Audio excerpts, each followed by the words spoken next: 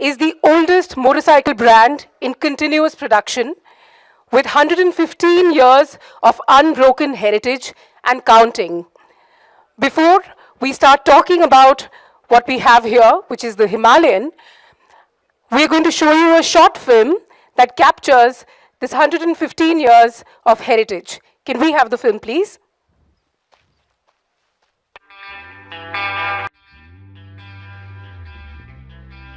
The Royal Enfield brand is one of survival, of endurance and adaptation over the last century. In today's fast-paced world, Royal Enfield's simple and unhurried take on motorcycling is quietly setting the tone for things to come. Royal Enfield motorcycles started life back in 1901, when the first one was built in Redditch, England. By the 1920s, the range and reputation had expanded to include sports models, V-twin machines and even an open-framed ladies' motorcycle. This decade also marked Royal Enfield's racing heyday, with significant successes at the famed Brooklands Circuit and the Isle of Man TT. In 1932, the first Bullet was created. It was the birth of something special. This motorcycle quickly became a testament to endurance and versatility. In fact, it was a motorcycle that typified Royal Enfield's culture and the machine that we still see on our streets today. As World War II broke out, Royal Enfield's focus changed to supporting the war effort. They built a secret factory in southern England, producing the Flying Flea, a 125 that was light enough to parachute into enemy territory. Post-war, the Bullet became Royal Enfield's priority, with a new prototype launched in 1948. The British International Six-Day Trial Team, led by Johnny Britton, took a gamble on this untested motorcycle, and it paid off with victory at the trial event in Italy. Unsurprisingly, this impressive new Bullet sped into full production shortly after. In 1953, when the Indian Army wanted motorcycles for their work, there was only one choice. Madras Motors bought 750 Bullets, proven champions of the very harshest environments. 2 years later, Madras Motors had a license to manufacture the Bullet. Enfield India Limited was established. The 1960s saw the birth of the 750cc Interceptor, as well as the landmark Continental GT Cafe Racer. The GT was a response to changing attitudes in motorcycle culture. Royal Enfield created something new for the growing number of young men now taking to the roads on two wheels. By the late 70s, the newly formed classic motorcycle movement in the UK was demanding Royal Enfields. This meant the Indian-made motorcycles were imported back to the British market. The 1990s were a decade of change and reappraisal. With the India-owned Eicher Group's acquisition of the legendary brand came new models, new engines and new attitudes. In 1997, Royal Enfield's Himalayan Odyssey was born.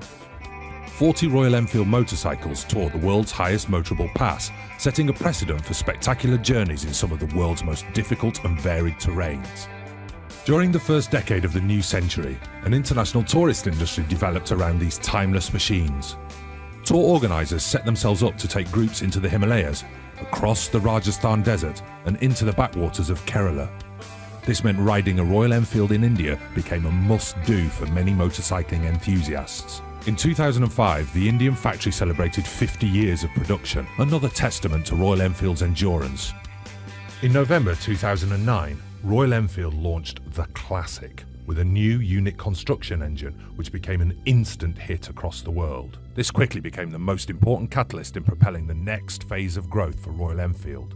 November the 24th, 2011 marked the beginning of a new chapter and the development of the company's second factory, a new state-of-the-art facility in Oragadam on the outskirts of Chennai. Through innovation and automation, the plant can produce one motorcycle a minute. But human craftsmanship has not been forgotten. With processes including the legendary pinstriping, Enfield retains the handcrafted detailing synonymous with the brand. In September 2013, the Continental GT became a part of the product family. Looking to its past, Royal Enfield created a beautiful modern classic for the future. The Continental GT is a reflection of Royal Enfield's ambition to become a global leader in the mid-size motorcycle market. Towards this, Royal Enfield has in the recent years expanded its footprint across nodal cities such as London, Jakarta, Paris, Madrid, Dubai, Bogota and many more with exclusive brand stores, while establishing a wholly owned subsidiary presence in strategic markets like North America. In addition, to enhance its product capabilities, Royal Enfield is setting up 2 new technology centres, one in Chennai in India and another in Leicester in the UK.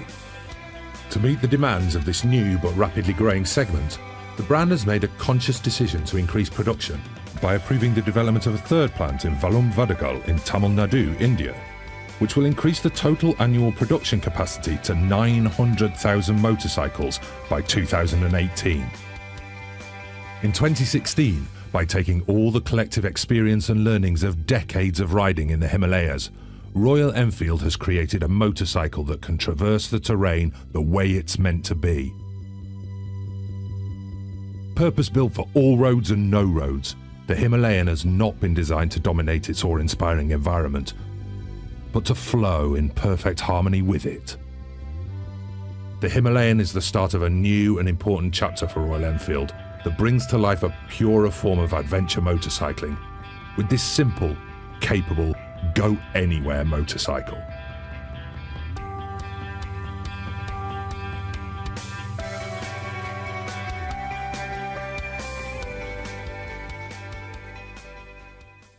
Lal, CEO and Managing Director, Aisha Motors Limited.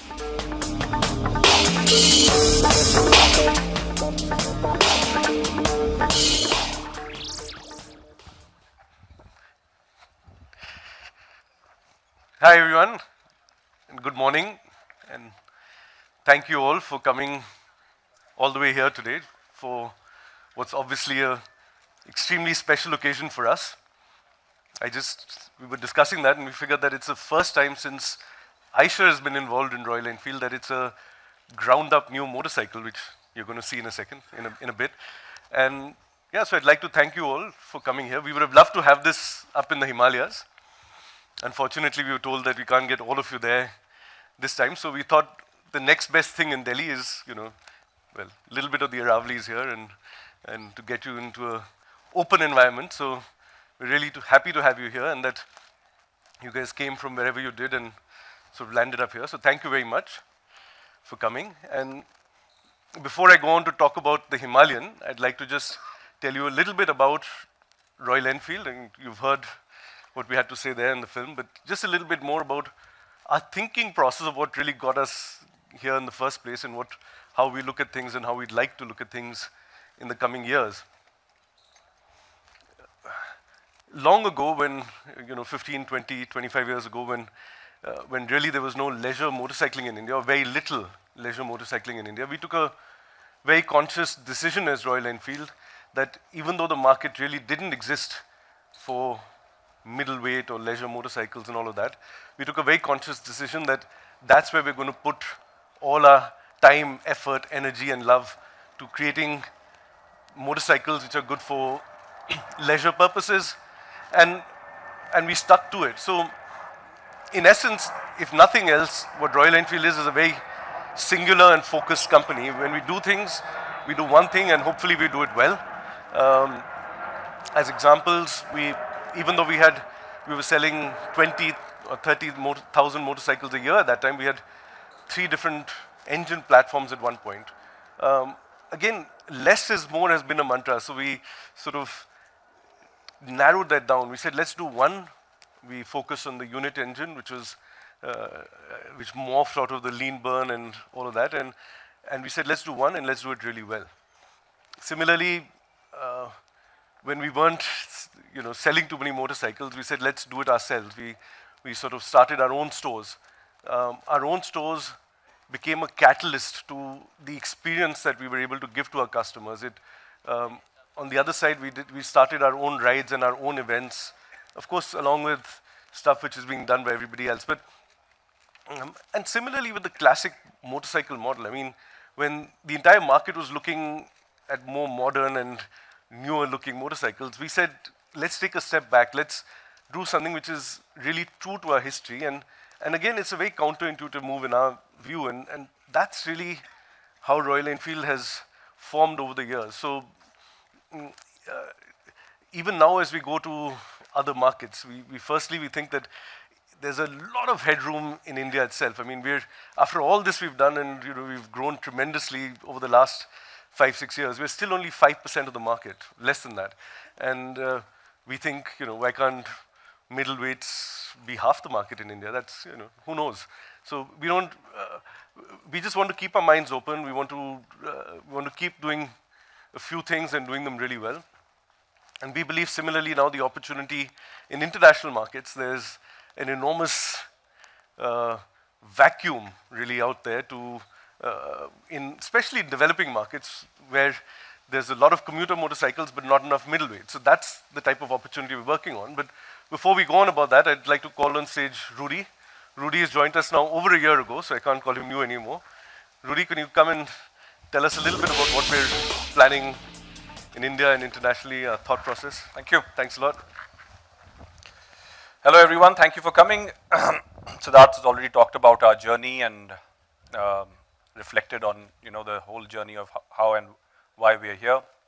And I was also reflecting, saying, while we are launching new products and we talk about it, and that's why you're here, it's fundamentally at the core of why we are succeeding in India.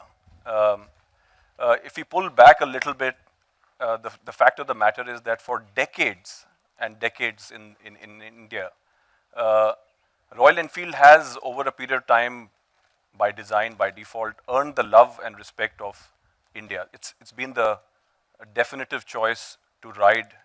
The motorcycle has been a definitive choice of riding population across India. And the important thing in that is to understand that Royal Enfield reaches out many more people mentally than it still does physically. That's the headroom for me. When Siddharth talked about headroom, the headroom is that the mental reach that the brand enjoys in the country significantly still outpaces our physical accessibility.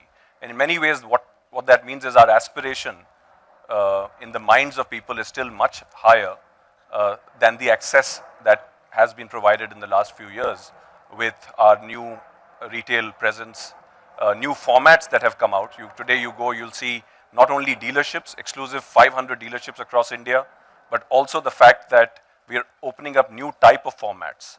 And we'll talk a little bit about that as we go forward, but in terms of the gear and apparel that you see here. But we're opening different type of formats. So accessibility is there, but it is because of the fact that there are many, many people who are thinking about the brand. They might not still be riding, but they will, we believe, at some point in time.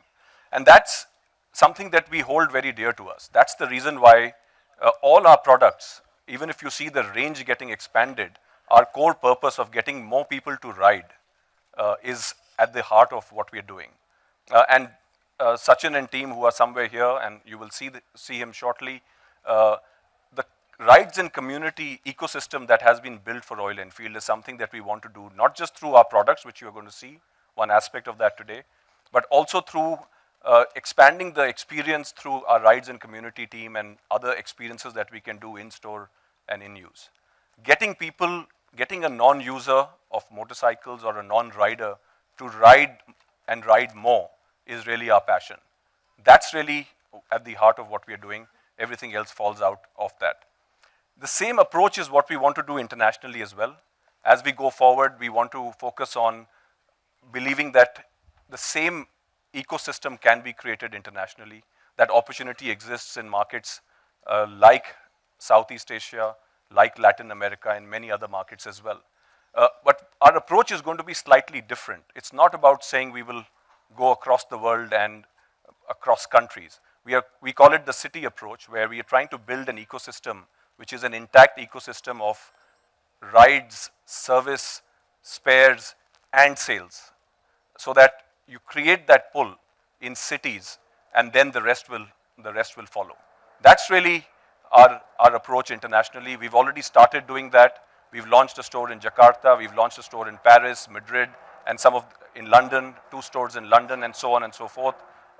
In Colombia, we've got presence in 4 cities. The city approach, we believe, will give us not only learning, but also develop the Royal Enfield aspiration, which others will then pull towards. We do believe that and that's our stated ambition, that this middleweight segment, which is 250cc to 750cc, is an opportunity that Royal Enfield can expand like it has in India, everywhere else in the world. The reason why we are here today is part of that plan, and that's specifically why we are here in India, which is to get more people to ride, and that's really what now I'd like to invite Siddharth back to talk about, which is the Himalayan.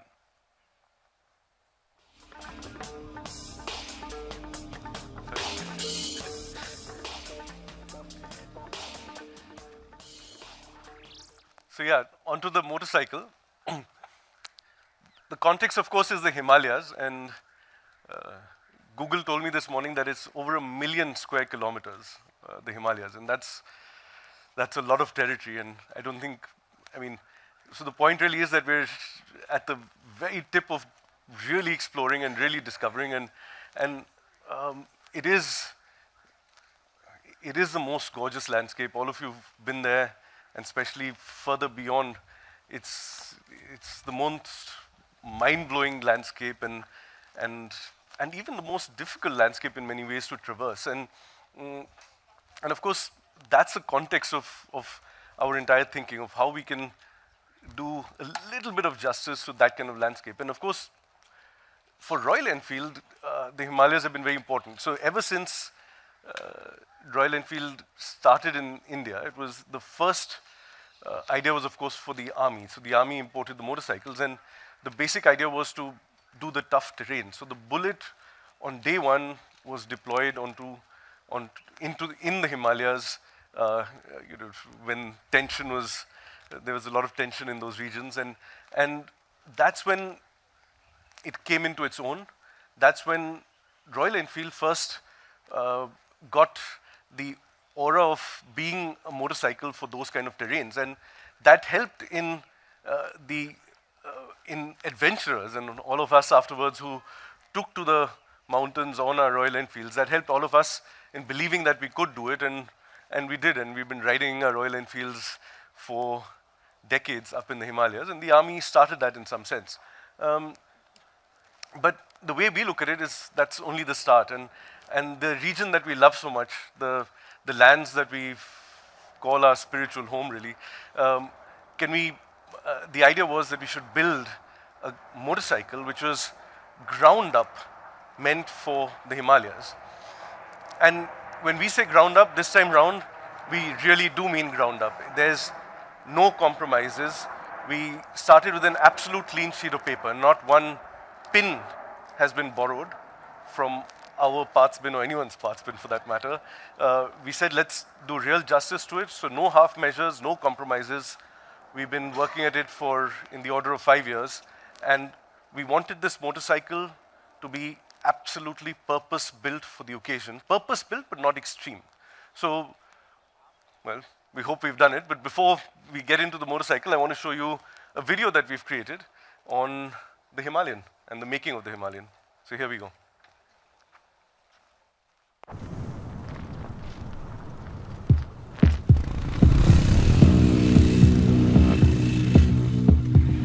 Himalayas is escape, it's beauty, it's hundreds and hundreds of square kilometers of barren land, of craggy mountains, of gorges, and that's what really makes the Himalayas what they are. Royal Enfield entered India in 1955 and was used by the Indian Army straight off in the Himalayan regions, and that was one of the core reasons for its success. Ladakh in the Himalayas has been like a mecca for motorcyclists. It struck us that we hadn't made a special effort to make something for the land that we've so fondly been to over so many years again and again and again. Over the last 60 years, we've learned what it takes to make a motorcycle which can traverse those terrains in a proper fashion. Finally, we decided that we could actually make a purpose-built Royal Enfield, which is for the Himalayas. What we wanted to do was to create a motorcycle that would just use the energy of the Himalayas and go with the flow of the Himalayas rather than trying to dominate them.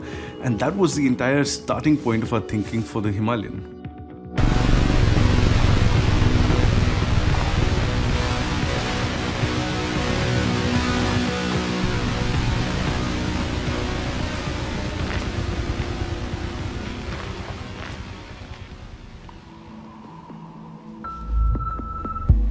All the natural elements of Himalaya contributed to the development of this motorcycle in terms of inspiration. It's not only the terrains, it's all about the ambience, it's all about the atmosphere, it's all about the internal feeling, it's all about the honest design philosophy, raw and rugged, simple, clean lines. Is for people with an adventurous spirit that want to see the world and go places, but it's also for people that want something that's rugged, reliable, robust for urban commuting and everyday use.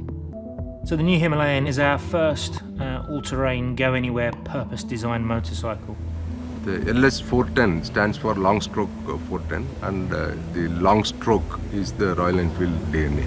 It has an unique technology features completely developed from scratch.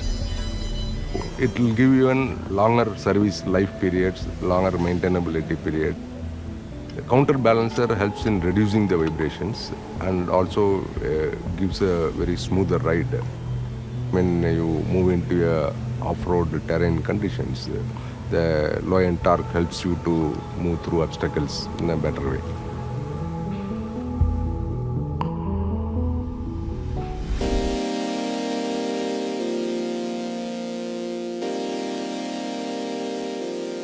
In the concept phase, we had taken support from long-standing associates, Habs Performance.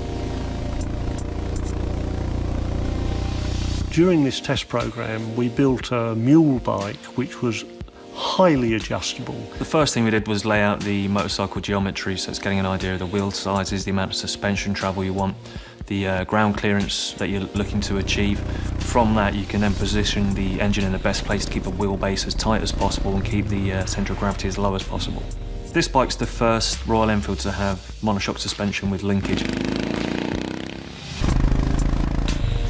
So while testing the Himalayan on the Chennai racetrack, while most people put a lot of emphasis on the off-road performance of such a motorcycle, it's very important to have really good on-road manners as well.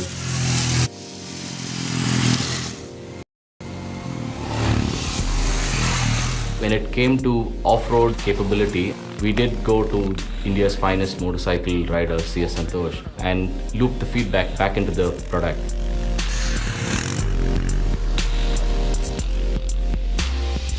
I find it really interesting to actually test our motorcycles, and I feel it's very important for the leadership to actually get their hands dirty and really understand what the motorcycle is about and make sure that we get it right. When we were testing the Himalayan, we were looking for a variety of terrain, which included smooth roads, broken tarmac, snow, slush, sand, inclines, the works. After 2 years of development, I think I can safely say that all the team here are really pleased with how the bike's come out. We've tested it under pretty well every condition any prospective owner's going to encounter. There's a good bond between the rider and the motorcycle, and that's quite essential when you want to go out on a tour, especially to a place like Ladakh. You know, in those valleys, when you're riding and that thump reverberating through that, it's just a great experience. The motorcycle has actually been designed with keeping in mind the touring requirements, which means it had to carry luggage. So luggage mounting frame, hard aluminium panniers which are strong enough but light enough, soft luggage, frame in the front of the vehicle to allow for extra luggage, which is jerrycan. The whole set of gear has gone through as much torture test as the actual motorcycle has gone through. Stamp of authority came from the Himalayan test. The confidence in the motorcycle is when it crossed all these obstacles and went up to Kadungla.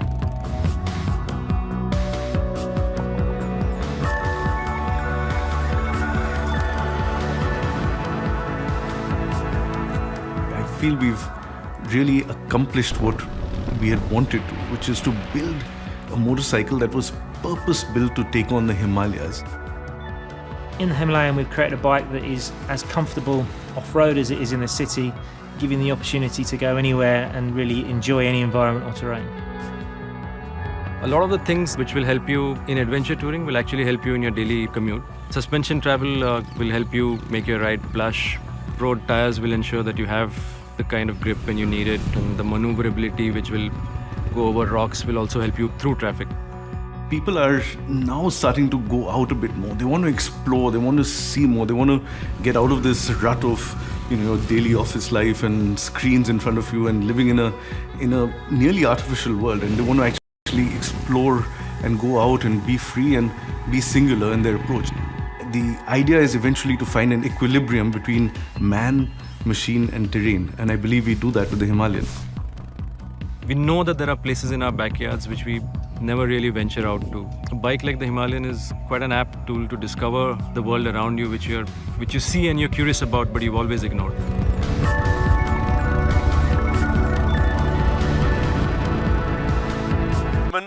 And riders, particularly, presenting to you the Himalayan.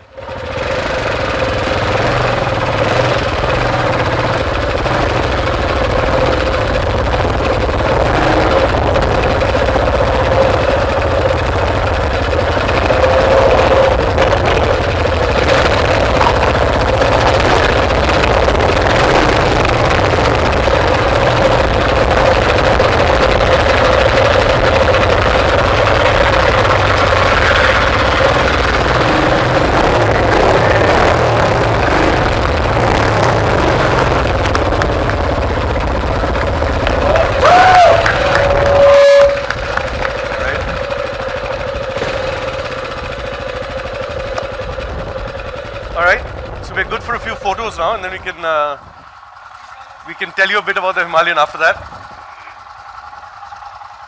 Can you switch it off?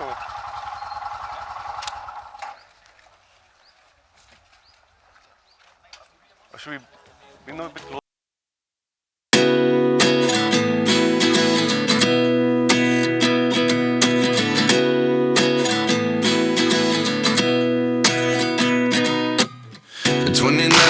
Find myself wondering what did happen to the last 10. I ran away with my life, fast forward, never turn back again. It's kind of funny that the more we pass time, the more we need to set them rewind. And 19 was the year I had to leave you, but now I'm seeing all the signs. Is this really happening? I can't believe it's true. I'm just as surprised as you. Is this really happening? I can't be too sure, but one day I'll be yours again.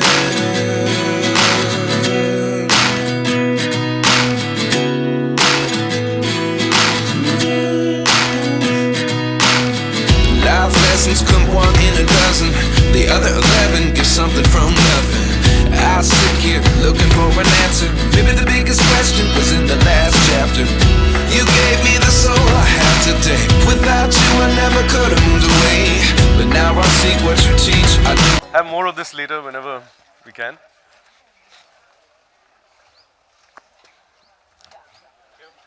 Thank you. Thanks Sachin. Thanks Adarsh. Yes, ladies and gentlemen, here it is, the Himalayan. We're super excited about it, and you're all going to get an opportunity to ride it. Well, as many of you who like to ride it very soon.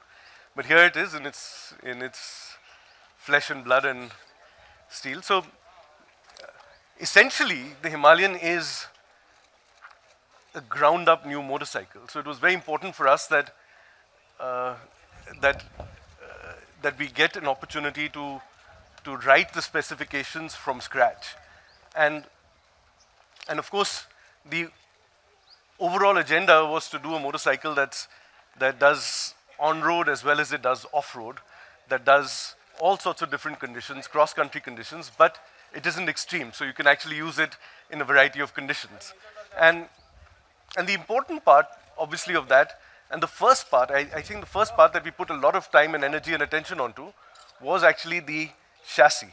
So, so here we have, of course, the chassis, which there were many different chassis concepts that we did. There were many different ones that the team did, and you heard some of them up there. But eventually we chose this, it's called a half because it's got a straight one there. To really did justice to the concept that we had. Sorry, I think that's me. That's what really did justice to the concept that we had to be able to build a motorcycle that was at one level extremely stable. So it was going to be, it had to be substantial so that it could hold its line when it's going, at relatively quicker speeds with crosswinds and all. So it had to hold its line while doing that. While on the other hand, it had to be nimble enough off-road to be able to, ford rocky riverbeds, and that's what you end up doing in the Himalayas. So it had to do all of that, and that's the concept that we came up with on the chassis. Yeah, absolutely. And I think for me, Sid, what excites me most about this motorcycle is the fact that it conjures up the aspiration, not just for the seasoned rider, it works for the seasoned rider as well, but I think it really opens up the doors or actually the roads for many more enthusiasts who you could say are fence sitters right now. But here's a motorcycle that looks the part, but it is not that intimidating. And really, that's what it is. And these motorcycles, while they work in all the areas that Siddharth talked about, I live in Gurgaon. I don't know how many people here live in Gurgaon, but I can tell you there are enough riverbed-like roads in Gurgaon which require the same kind of requirement that this motorcycle provides. Yeah, and of course, while talking about the chassis, the integral part of the entire build was the suspension and all the running parts of the motorcycle. And what we've done here is for the first time for Royal Enfield, all of you know that, is we've got a monoshock in there, and that's a long travel monoshock. And of course, the front suspension is also reasonably it's wide and it's strong, and again long travel. I believe it's in the order of 200 mm. In addition to that, we've got 220 mm of ground clearance, so we were able to accomplish that, along with extremely importantly 21-inch front wheels, all of which really help you in riding over obstacles in a manner which is very difficult with something entirely different. But of course, we have dual tires, which are good for on-road and off-road. We've got, all the requisite stuff like 300 mm front disc brakes, 240 mm rear disc brakes. But the key of all of this was to be able to accomplish all that, which is long traveled suspension, good ground clearance, 21-inch front wheel, all of that, along with a accessible seat height of only 800 mm.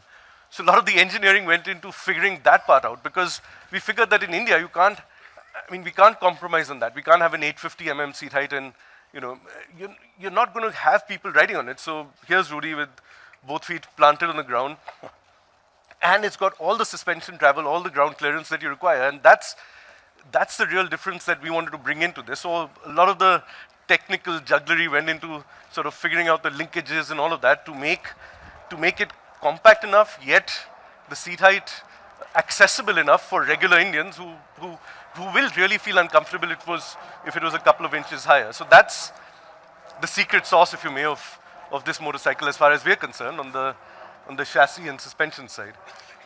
Yeah, and I'm sitting on this.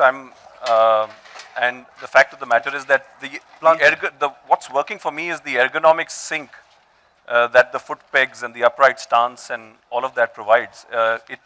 It inspires confidence. It inspires, you give back control to the rider, which in this segment is something that you could argue has gone a little bit too much to the machine and not to the rider. And I really, really believe that this will open up the opportunity for many more people to feel confident that they can do their first ride. Beyond the normal rides, or some people who have never done a ride, it will conjure up the belief that they can. And the whole concept of the idea is to keep it simple, but it also, if you look at some of the detailing, it has a very, very comprehensive yet simple instrumental cluster.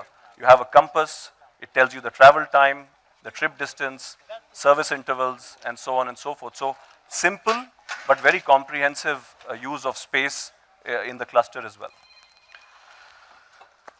So yeah, that's on the Himalayan, and overall, if you see the design, it's there for you to see. It's very simple. The idea was to make it very clean, very simple, and what Siva talked to you said about is honest design. So, you have tubular steel, there it is. It's not shrouded, it's not got plastic bits and bobs all over it. It's just simple, what you see is what you get. the idea was, we believe, to make a motorcycle timeless in its look, it should be very honest, and that's what we believe the Himalayan is. And basically it was, the entire concept was that the form should follow the function, and it's easy to say that, but in our case we really did believe in that. So for example, it's the touring utility which was extremely important to us. People want to be, you're going to be riding days, you're going to be riding hundreds and thousands of kilometers, and you're going to have to carry luggage, right? So we've integrally designed the luggage, all the, the frame, the luggage frame is here. There's luggage on either side, so that's regular. I mean, you have it on adventure tours, but we've taken a lot of pains to design it properly so that it's ergonomic, so that it does the job. You've got an extra carrier here, up here at the back, to add even more luggage when you want, including the pillion. So you've got a rider, you've got a pillion, you've got luggage here, you've got luggage here. But guess what? We've got, when I say form follows function, we said, let's balance it out a bit, and for the first time, as a standard fitment on a production motorcycle, you've got luggage up front as well. So you've got potential, we've got a bike somewhere where you've got actually 2 pannier bags in the front as well. So you can keep all quick access stuff. You want to have a bottle of water, you can do that. We've also got a jerry can there, so you want to carry 5 liters of liquid, you can do that. You can attach it on both sides. So the idea was to really give as much touring functionality, as much versatility on this motorcycle, and I hope we've been able to do that. Yeah, and I love the versatility of not just the motorcycle, but just the associated ancillaries, the gear, the apparel that Siddharth talked about. If you look at some of the work that Samrat and team have done to put the gear together, that is, for me, state-of-the-art riding suit, and we've done that with collaboration with a very, very big performance-oriented brand from a Dutch brand called Revit. It's a 4-season jacket. It can be used across our seasons in India. And we have our own little creation that we've also got, an adaptation of that. It's a 4-season jacket, again, and it has some customization, so you can fit it. It's a classical line. It's got a belt for adjustability. It has a liner inside, which can be used with this jacket. You can use it separately as well. So there is a lot of versatility built into this. That's some of the stuff that you will get will be available. It's already available. Some of the stuff is already available. Some will follow in a couple of months. I'm very excited about some of the luggage that Siddharth talked about. You've got, again, a collaboration waterproof bags that are here. We've got our own created bags which are waterproof here. The good thing about the versatility is that these bags can actually saddle up on and be strapped onto the rear of the motorcycle. So there is versatility, dexterity in the bags as well. We've got warm thermal gloves. We've got interesting details on some of the gloves. I was very intrigued to see some of the details on gloves. These are the warm gloves, and there are things like, you have a slight, on the thumb you have a wiper, yeah, which can actually clean the mirror when it gets moist or wet. So there are lots of these details. And this one is mobile phone friendly. And yeah, there so is, when you're there freezing, is tactile, you can feel that look at the map. there is tactile. So there's a lot of work, which is all of this is available. So we've not only focused on the motorcycle detailing and versatility, but also on the associated gear and accessories. So that's on the vehicle, on the motorcycle. Of course, why don't we get the audience to experience the full Monty, the bike with Sachin and Adarsh once before we go. That's a very good point. Sachin, Adarsh, guys. I forgot my cue. I did too. You're going to see them take the bike up, actually, which is more fun than coming down.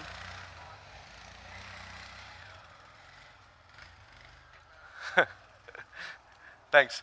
So yeah, that really shows the versatility of the motorcycle, and we've spent an enormous amount of time on the the entire motorcycle on making it truly purpose-built for adventure. And of course, an extremely important part of that is the engine. And again, we decided to go ground up on the engine. The idea was, or the idea as you can see here, it's of course a 410 or 411 cc actually, and so we call it an LS 410. LS is for long stroke. That's essentially because we wanted to keep the basic characteristic of a Royal Enfield, which is to have very good low-end torque. And we've been able to accomplish that with this engine, which is the torque range actually starts from 2000 or 2500, and it's quite flat all the way up to 4500. And at the peak you get 32 Newton meters or so. So that's what we were able to accomplish on the torque side. What we did do, it's still a air-cooled engine. What we did do is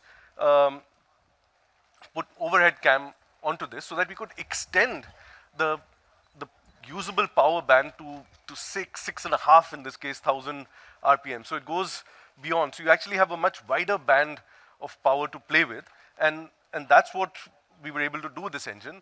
It is counterbalanced, so that does take care of most of the primary unbalanced forces that you have. So that gives you many hours of let's say relaxed riding, and it is generally a relaxed engine, right? So you're going to operate it. I mean, of course, when you're riding up like that, you might operate at higher engine speeds, but generally you're going to be riding this engine at, and maybe not you guys, but a lot of the riders who do buy it eventually, between 2,000 and 4,000 RPM, and that's a really nice space to be at with this motorcycle. And of course, we do for more thermal efficiency and all of that, we got a bit of an oil cooler happening there to cool the sump engine oil. So that's, in essence, the engine. And what it translates, actually, this efficient, versatile engine that you talked about, also translates into certain efficiencies in service as well. This motorcycle can go between 10,000 kilometers between an oil change. Even the service intervals are wider now. So I think there are lots of benefits that the consumer will see in use as well.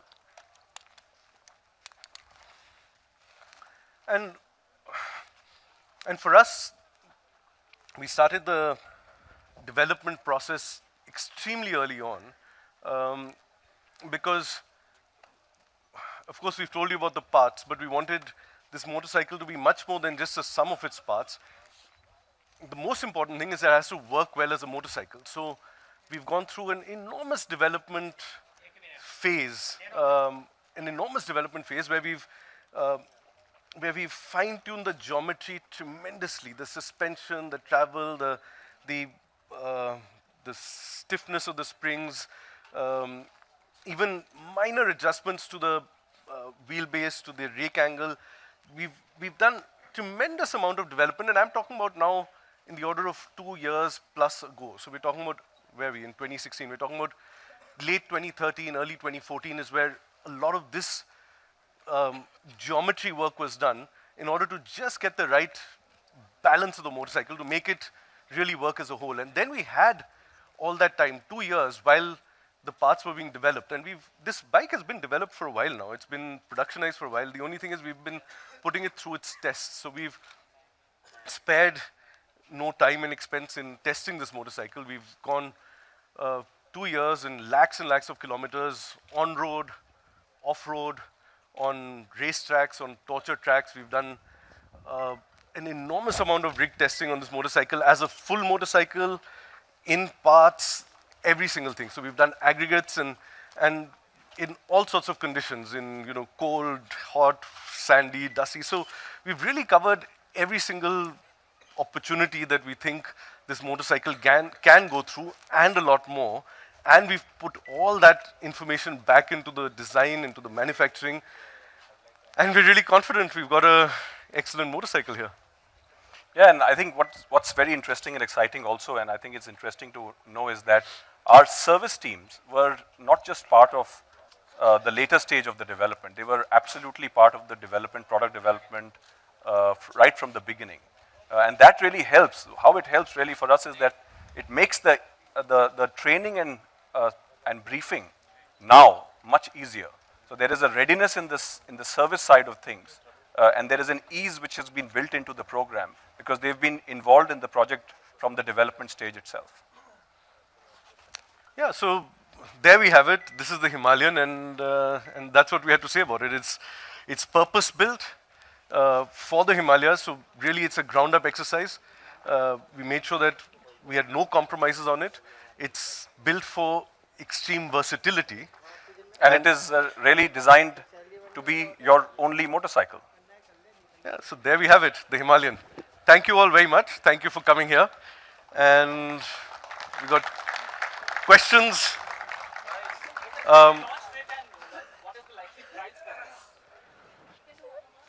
No, we'll just take a few questions and then we'll do We'll the take wider one-on-ones. questions from everybody. Yeah. So we've some microphones already in the audience. Can you please use those to ask questions? You can say that.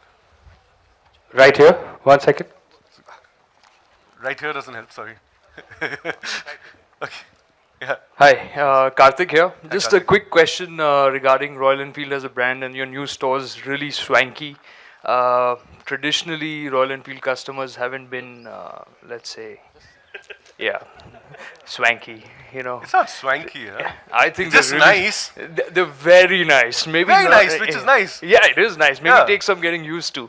But you know, your more traditional customers who've been buying Royal Enfields for so long, which would be maybe semi-urban, rural. Do you think you're moving away from that segment altogether? Not at all. In context of the stores, they love it. I mean, everyone likes it. So I don't know. No, we're not moving away. I mean, hopefully, what our objective is, I don't know if you're accomplishing it. You can tell me better. But the objective is not to alienate our existing customers. This is, what it's about, the Classic, the GT.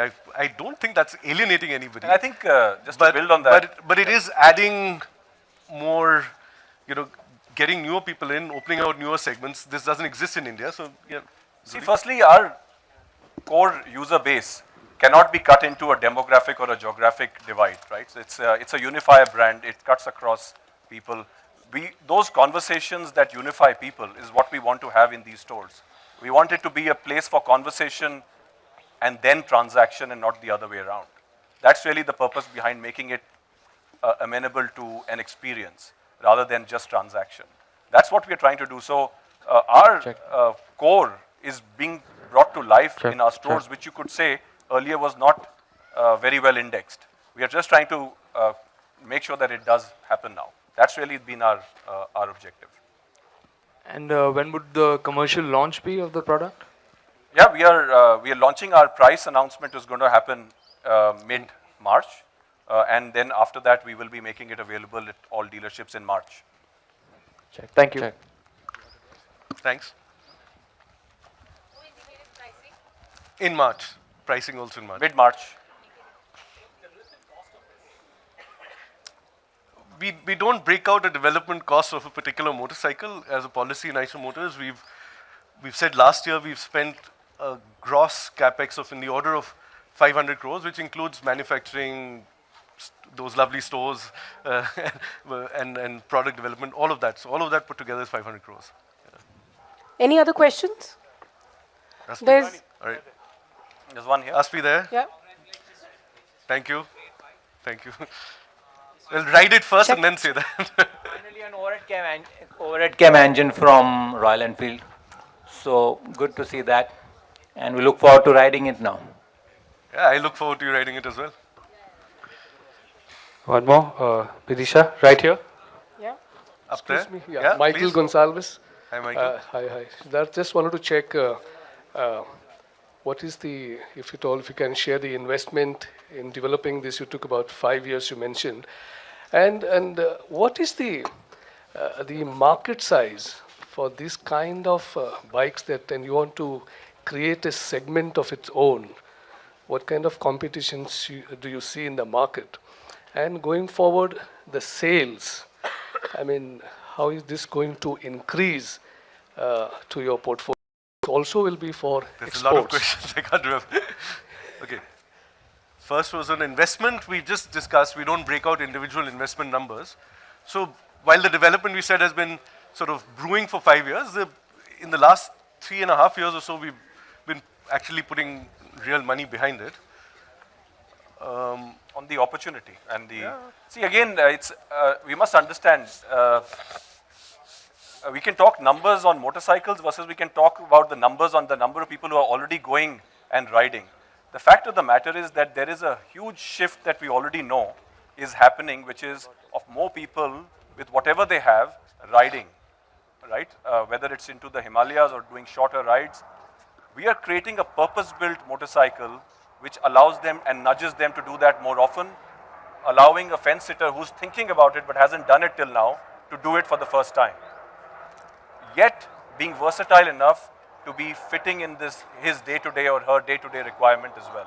So it's not about the opportunity is already there. It's already happening. People are riding.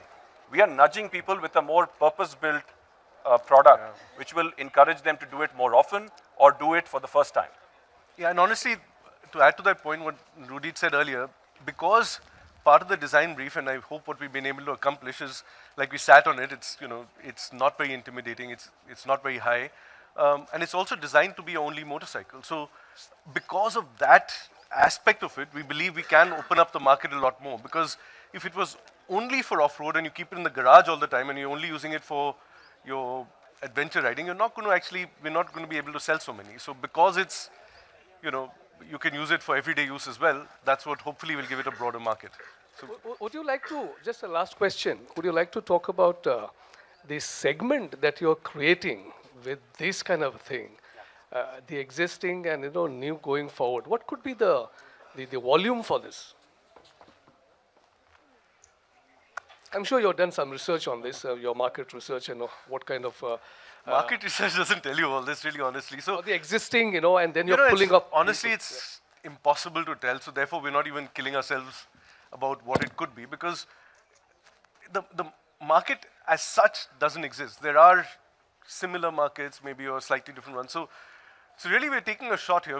It's a shot not for today, but for the next 10 years to say that, we believe that when the right thing comes in, more people will want something like this. So it's that kind of product, really. I guess you could look at it saying that, look, for us in India, in particular, we have Royal Enfield has been the definitive choice of motorcycle whenever a person wants to ride. We are just strengthening that vector and we already have momentum that you know of. We are strengthening that vector with another purpose-built motorcycle offering to strengthen that direction. That's the way we have. So we have momentum. We want to continue with that. It's part of that overall strategy, and we want to stick to that knitting. Right. I'm not. Yeah. Okay. Sorry. When do you then Aspi? Then sorry. You're also here. Yeah. Hi. This is Swati from Cogensis. Yeah. We can. Swati from Cogensis. What kind of sales numbers do you see for this bike in the first few months, and will you be exporting the product as well? We're not giving any sales targets, and we're not going to export it immediately. Eventually we will, but for now we're putting all our efforts, energy into India, populating the motorcycle in our 500 stores, and maybe by the end of this year we'll figure out where we want to export it to. Aspi and Mike there, please.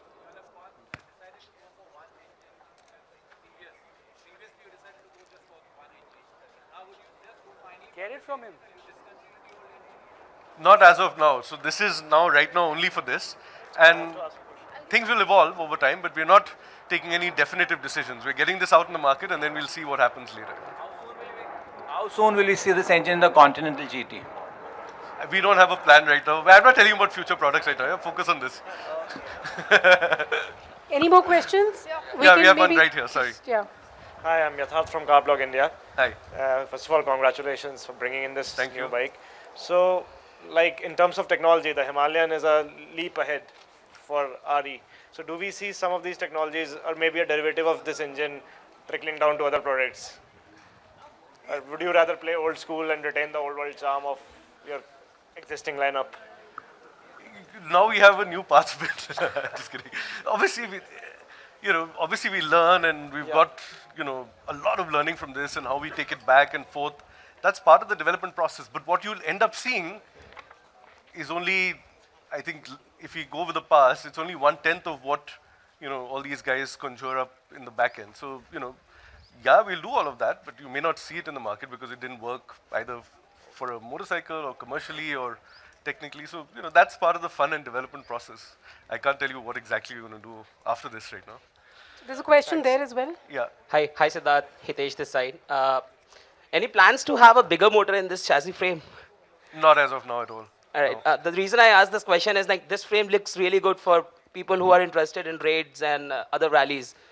So You can try your luck. I mean, if you want to I've already tried my luck on the classic model, so definitely going to do that on this one as well. Sure, give it a shot, and we'd love to hear from you. But, Sure. But from our side right now, there's no plan for a bigger engine on this. Hi, I'm Sumantra from Autocar Professional. Congratulations on this Unveil. Siddharth, could you tell us how to compare this phase of Royal Enfield as to the phase when you close to or when you unveiled or launched the Continental GT? Because that was also a different animal in your portfolio, and so is this one.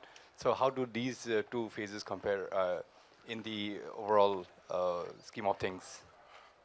And that wasn't that long ago. It was also pretty recent. So I think we're at the sort of two ends of the same phase really, which is now adding much more for the Indian market while starting to look more overseas. So I guess that's the phase we're at. Maybe Rudy, you care to answer that better than I did? No, absolutely. I'll just build on it. It was a bad answer, so that's what I'm saying. I think again, sticking to our knitting, which is what we really, really believe in, stick to our knitting, keep things simple. We are here to develop the market. We have a few models that we launch, which is very, very clear to stick to our knitting. Continental GT is reviving our British motorcycling credentials, the cafe racing culture, which is market development. It builds over time. This is again building on the culture of riding that already prevails, but we want to push the envelope a little bit with a purpose-built motorcycle. So, but if you look at both these angles, they may look very different models, but they come back to the core of what our purpose is, right? To get more people to ride, and pure motorcycling, how it used to be in the era of the bygone era. So we are very, very clear that we want to build that, develop that market, and we will do that with products which exist and new products as well. Thank you. Hi Siddharth, hi Rudy. Hello. There you are. Okay. Arnapam Performance Factory. Hi. I just wanted to know there is no crash guard. Crash guard?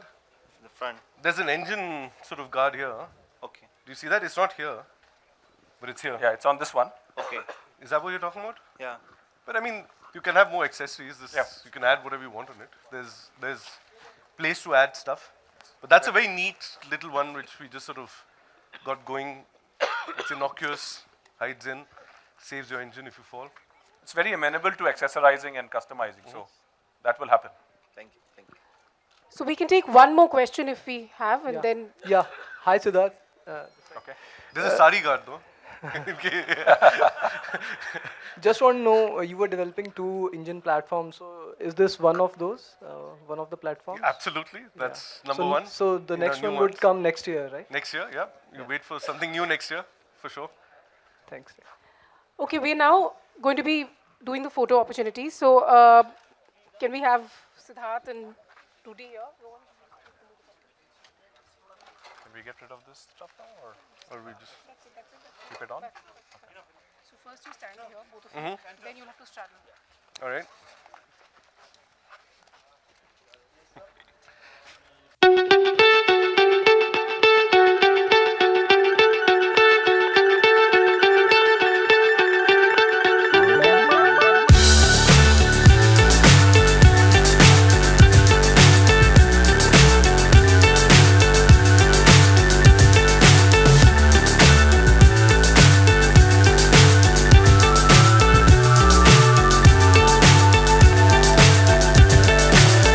So high I'm hypnotized.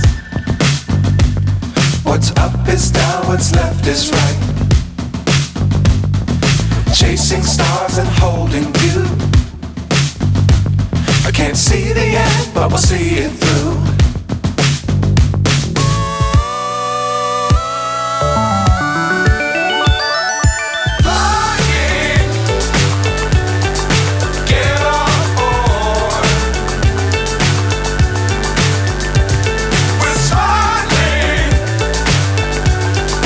Top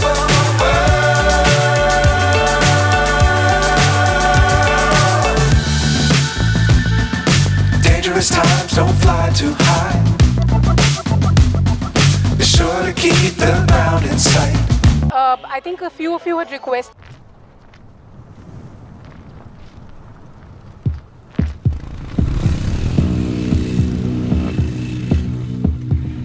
Himalayas is escape, it's beauty, it's hundreds and hundreds of square kilometers of barren land, of craggy mountains, of gorges, and that's what really makes the Himalayas what they are.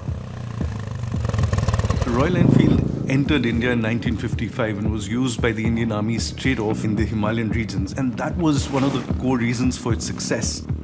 Ladakh in the Himalayas has been like a mecca for motorcyclists. It struck us that we hadn't made a special effort to make something for the land that we've so fondly been to over so many years again and again and again. Over the last 60 years, we've learned what it takes to make a motorcycle which can traverse those terrains in a proper fashion. Finally, we decided that we could actually make a purpose-built Royal Enfield, which is for the Himalayas. What we wanted to do was to create a motorcycle that would just use the energy of the Himalayas and go with the flow of the Himalayas rather than trying to dominate them. And that was the entire starting point of our thinking for the Himalayan.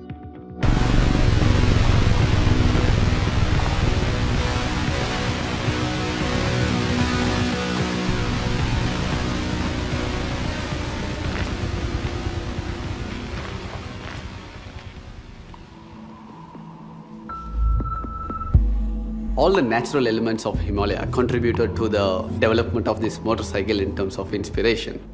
It's not only the terrains, it's all about the ambience, it's all about the atmosphere, it's all about the internal feeling, it's all about the honest design philosophy, raw and rugged, simple, clean lines. Is for people with an adventurous spirit that want to see the world and go places, but it's also for people that want something that's rugged, reliable, robust for urban commuting and everyday use. So the new Himalayan is our first all-terrain, go-anywhere, purpose-designed motorcycle. The LS 410 stands for Long Stroke 410, and the long stroke is the Royal Enfield DNA. It has an unique technology features completely developed from scratch. It will give you a longer service life periods, longer maintainability period. The counterbalancer helps in reducing the vibrations and also gives a very smoother ride.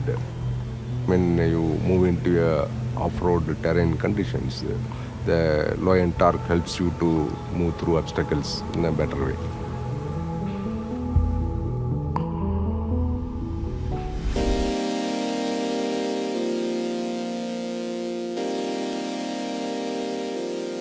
In the concept phase, we had taken support from long-standing associates, Habs Performance. During this test program, we built a mule bike which was highly adjustable. The first thing we did was lay out the motorcycle geometry, so it's getting an idea of the wheel sizes, the amount of suspension travel you want, the ground clearance that you're looking to achieve. From that, you can then position the engine in the best place to keep the wheelbase as tight as possible and keep the centre of gravity as low as possible. This bike's the first Royal Enfield to have monoshock suspension with linkage. So while testing the Himalayan on the Chennai racetrack, while most people put a lot of emphasis on the off-road performance of such a motorcycle, it's very important to have really good on-road manners as well.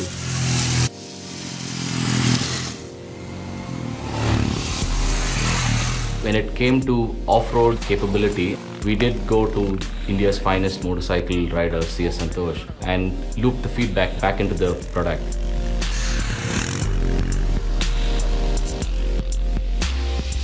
I find it really interesting to actually test our motorcycles, and I feel it's very important for the leadership to actually get their hands dirty and really understand what the motorcycle is about and make sure that we get it right.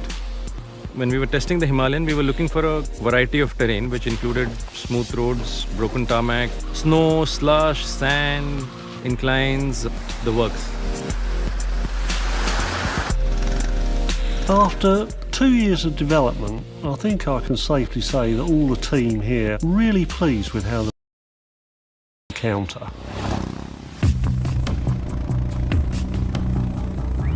a a good bond between the rider and the motorcycle, and that's quite essential when you want to go out on a tour, especially to a place like Ladakh. You know, in those valleys, when you're riding and that thump reverberating through that, it's just a great experience. The motorcycle has actually been designed with keeping in mind the touring requirements, which means it had to carry luggage.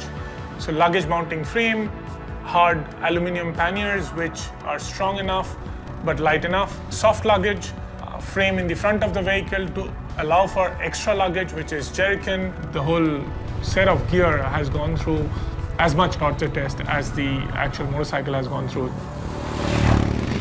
Stamp of authority came from the Himalayan tests. The confidence in the motorcycle is when it crossed all these obstacles and went up to Kadungla.